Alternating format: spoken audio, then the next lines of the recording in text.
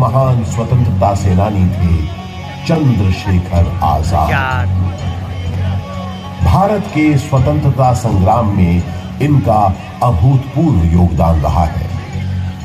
मशहूर क्रांतिकारी दल हिंदुस्तान रिपब्लिक एसोसिएशन को हिंदुस्तान सोशलिस्ट रिपब्लिक एसोसिएशन के नाम से न सिर्फ उन्होंने पुनर्गठित किया, बल्कि भगत सिंह, राम प्रसाद बिस्मिल, अशफाक उल्लाह खान जैसे अनेक क्रांतिकारियों को उसमें शामिल भी किया।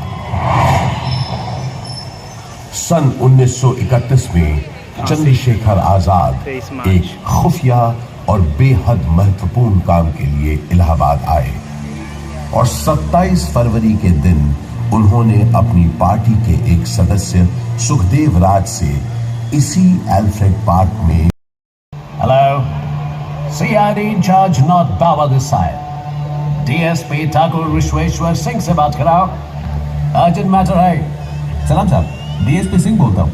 सिंह, 30 आर्म सिपाही लेकर एल्फ्रेड पार्क के पास मिलो फौरन। आपका मतलब कंपनी बाग? यस, कंपनी बाग। क्वेश्चंस पूछ के टाइम मत वेस्ट करो, जल्दी करो। इस गद्दारी से बेखबर आजाद कंपनी बाग पहुंच चुके थे और पार्क में छुपे हुए थे। सुखदेव राज भी इलाहाबाद में अपने छुपने के ठिकाने से निकलकर उनसे मिलने तयशुदा जगह पर पहुंच गए। आजाद कहीं दिख नहीं रहे थे। सुखदेव ने उन्हें ढूंढना शुरू किया और आखिर वो दोनों मिल गए। गुरुजी, गुरुजी, गुरुजी। सुखदेव, किसी ने तुम्हारा पीछा तो नहीं किया? आप निश्चिंत रहें गुरुजी, मैंने यहाँ आते वक्त पूरी सावधानी बरती है। शाबाश सुखदेव, शाबाश। मैंने तुम्हें यहाँ बहुत जरूरी मंत्रणा के लिए बुलाया है। जी बताइए। मैं चाहता हूं कि तुम और तुम्हारे 4-5 विश्वास पात्र साथी। आजाद और सुखदेव की बातचीत शुरू हुए ज्यादा देर नहीं हुई थी कि नॉर्थ पावर 30 राइफलधारी सिपाहियों के साथ यहां पहुंच गया। Mister Chandrashekhar Tiwari, you have been surrounded by police. तुम्हें पुलिस ने घेर लिया है। तुम आज यहां से बचकर नहीं जा पाओगे। Surrender yourself. सुखदेव, तुम निकलो फौरन। नहीं गुरुजी, मैं आपको अकेला छोड़कर नहीं जाऊंगा। बहस मत करो, जाओ, ये मेरा आदेश है, जाओ। पर आप, जब तक मेरे पास ये मेरी बमतुल बुखारा है, मेरा कोई बाल भी बांका नहीं कर सकता। अब जल्दी जाओ यहां से, और जब तक मेरा अगला संदेश न मिले तब तक चौकन्ने रहना, संभल कर रहना। सुखदेव, अब जाओ यहां से, तब तक मैं इनको रोकता हूं। पल भर में नॉर्थ पावर ने आजाद पर गोलियां बरसानी शुरू कर दी। आजाद यहीं बगल में जामुन के पेड़ के पीछे छुपे पुलिस का मुकाबला कर रहे थे। जख्मी होने के बावजूद उस दिन उनकी गोलियों से नॉर्थ पावर और DSP सिंह दोनों घायल हुए। आजाद के पास गिनती की गोलियां थी, जबकि पुलिस के पास न गोलियों की कमी थी न बंदूकों की। फिर भी आजाद उनसे अपने पास बची आखिरी गोली तक लोहा लेते रहे।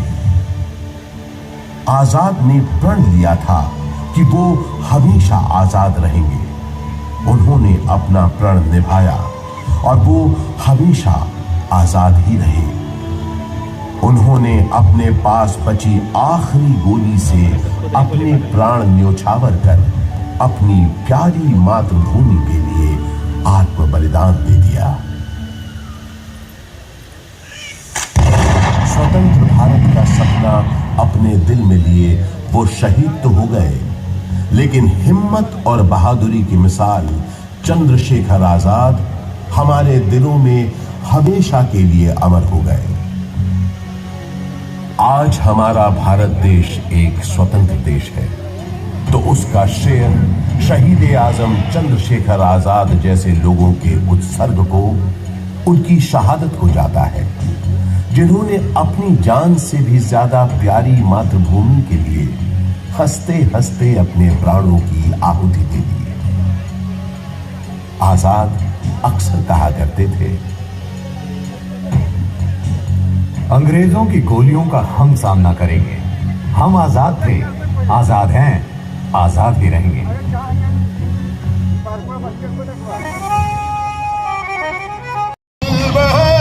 देखना है और कितना बाजुए कातिल में है। ब्रह्मा जी भी कहते हैं, क्योंकि यहाँ सरस्वती जी अदृश्य रूप में आकर गंगा जी से मिलती है, इसलिए इस क्षेत्र को सरस्वती तीर्थ संगम कहा गया है। बृहन्नारदीय पुराण में भी एक प्रसंग मिलता है कि एक बार जब देवर्षि नारद ने ब्रह्मा जी के पुत्र सनक जी से पूछा कि सर्वोत्तम तीर्थ कौन सा है, तब उन्होंने बताया कि समुद्र पर्यंत पृथ्वी पर जितने पुण्य क्षेत्र विद्यमान हैं, उनमें प्रयाग नामक तीर्थ सबसे उत्तम है। यहां पर ब्रह्मा जी ने स्वयं कई यज्ञ संपन्न किए थे, इसलिए प्रयागराज को तीर्थों का राजा भी कहा जाता है। तो ऐसे पावन तीर्थ पर बसा है हमारा प्रयागराज। ये उन 4 शहरों में से भी एक है जहां विश्व प्रसिद्ध कुंभ मेले का आयोजन होता है। चलिए आज मैं आपको इसी से जुड़ी एक पौराणिक कथा सुनाता हूं। समुद्र मंथन के समय जब अमृत कलश प्रकट हुआ, तब देवताओं और असुरों में उसे पाने के लिए भयंकर युद्ध हुआ। ये देखकर गरुड़राज सुरक्षा के विचार से इस अमृत कुंभ को लेकर क्षीर सागर की ओर उड़ चले। कहते हैं उनकी इस यात्रा के दौरान पृथ्वी पर 4 जगह अमृत की कुछ बूंदें छलक कर गिर पड़ी और इन बूंदों से उन नगरों की नदियों के पानी में अमृत जैसे गुण आ गए। यही कारण है कि इन 4 नगरों में हर 12 वर्षों पर कुंभ का पर्व मनाया जाता है। लाखों श्रद्धालु साधु संतों के सैकड़ों अखाड़े गंगा जी में स्नान करने आते हैं, संगम किनारे सत्संग करते हैं, धूल लगाते हैं।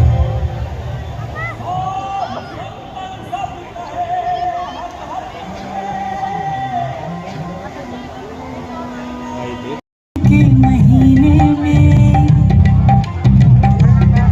12 बरस में कुंभ आता, माघ के महीने में। बहुत पूरा प्रयागराज का इतिहास इस वीडियो के माध्यम से बताया जा रहा है और लोग देख रहे हैं, काफ़ी उत्सुकता से इधर लोग देखिए बैठे भी हैं। शिक्षा के प्रसार के लिए अंग्रेजों द्वारा बनाया गया इलाहाबाद विश्वविद्यालय इस शहर को उनका दूसरा महत्वपूर्ण योगदान था। इलाहाबाद विश्वविद्यालय की स्थापना 16 नवंबर 1887 को हुई। पूरब का ऑक्सफोर्ड कहे जाने वाले इस विश्वविद्यालय का शुरुआती नाम न्यू सेंट्रल कॉलेज था। क्या था? विद्यानगर हॉल और 7 खंडी मीनारें इतनी सुंदर और आकर्षक है कि आते जाते लोगों की निगाहें बरबस अपनी ओर खींच लेती हैं। 20वीं सदी की शुरुआत से ही इलाहाबाद हिंदी साहित्य का एक बहुत बड़ा केंद्र बनकर उभरा। ऐसी ही कुछ प्रसिद्ध शख्सियतों के नाम एकाएक तब याद आते हैं जब इस शहर से जुड़े साहित्यकारों की बात होती है, जैसे हास्य व्यंग के मशहूर शायर अकबर इलाहाबादी साहब, फिराक गोरखपुरी जो उर्दू के जाने माने शायर तो थे ही, अंग्रेजी भाषा के भी प्रकांड पंडित थे, महादेवी वर्मा हिंदी की सशक्त कवयित्री जो आधुनिक मीरा के नाम से भी जानी गई, सुमित्रा नंदन पंत हिंदी साहित्य के छायावादी युग के महत्वपूर्ण स्तंभ, मधुशाला के लेखक और हिंदी साहित्य के पुरोधा कवियों में से एक हरिवंश राय बच्चन और अपने नाम ही के अनुरूप हिंदी भाषा महामना मदन मोहन मालवीय आदि। स्वतंत्र भारत के पहले प्रधानमंत्री पंडित जवाहरलाल नेहरू का जन्म इसी शहर में हुआ था। उनका घर आनंद भवन स्वाधीनता संग्राम की गतिविधियों का एक बड़ा केंद्र था, जिसकी वजह से प्रयागराज भी आजादी की लड़ाई का एक महत्वपूर्ण हिस्सा बन गया। आजादी की बातें करें तो मुझे याद आता है सन 1857 का स्वाधीनता संग्राम, जिसका गवाह मैं खुद रहा। अनेकों भीषण लड़ाइयां मैंने देखी। एक बार तो मुझे लगा था कि बस हमें विदेशी हुकूमत से छुटकारा मिल ही गया, लेकिन इसे बदकिस्मती कहें कि अंत में बाजी पलट गई। परंतु इन युद्ध की वजह से इलाहाबाद एक दिन के लिए ही सही भारत की राजधानी बना। वो दिन था 1 नवंबर 1858। उस दिन प्रयागराज के मिंटो पार्क में एक शाही दरबार लगा था, जिसमें लॉर्ड कैनिंग ने महारानी विक्टोरिया का महत्वपूर्ण घोषणा पत्र पढ़ा। आज 1 नवंबर 1858 के दिन से हिंदुस्तान में ईस्ट इंडिया कंपनी का राज खत्म होता है। अब से इंडिया में मालिका विक्टोरिया का राज होगा। ब्रिटिश ताज की हुकूमत होगी यहाँ। उस दौर से निकलकर समय के साथ थोड़ा आगे बढ़े तो मुझे याद आता है अपने चारों ओर बाहें फैलाए ये विशाल पार्क, जिसके आंगन में खड़ा मैं आज आपको ये कहानी सुना रहा हूं। बात सन 1870 की है, जब एडिनबर्ग के ड्यूक एल्फ्रेड शिलान्यास किया था। उन्हीं के नाम पर तो इस पार्क का नाम पड़ा है, Alfred park. Victoria memorial Kolkata में है, ये तो सब जानते हैं, लेकिन उससे थोड़ा छोटा मगर बेहद सुंदर विक्टोरिया मेमोरियल यहाँ प्रयागराज में भी मौजूद है। ये बात बहुत कम लोग जानते हैं। इसी पार्क के अंदर महारानी विक्टोरिया की याद में बनी सफेद संगमरमर की इस न्यू गोथिक शैली की छतरी या कैनोपी का निर्माण सन 1905 में हुआ था, और इसी कैनोपी में उनकी 7.5 फुट ऊंची मूर्ति का अनावरण अगले साल 1906 में हुआ। आजकल वो मूर्ति लखनऊ म्यूजियम में रखी है। इसी विक्टोरिया मेमोरियल के बगल में अंग्रेजों ने एक बैंड स्टैंड भी बनवाया। उस जमाने में ब्रिटिश सरकार के ज्यादातर जलसे और दावतें इसी पार्क में हुआ करती थी। उन कार्यक्रमों के दौरान यहां पुलिस बैंड बजाने का रिवाज था।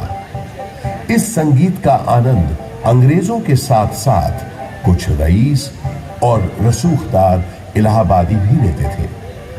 ऐसा माना जाता है कि ये बैंड स्टैंड अंग्रेजों को एक बंगाली सज्जन बाबू नीलकमल मित्रा ने भेंट किया था।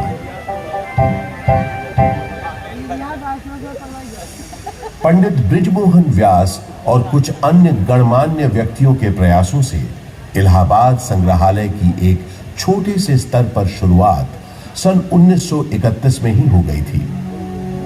एल्फ्रेड पार्क में म्यूजियम के वर्तमान भवन का शिलान्यास पंडित नेहरू ने 14 दिसंबर 1947 को किया, और भारतवर्ष के 4 राष्ट्रीय संग्रहालयों में से एक इलाहाबाद म्यूजियम सन 1954 में आम जनता के लिए खोल दिया गया।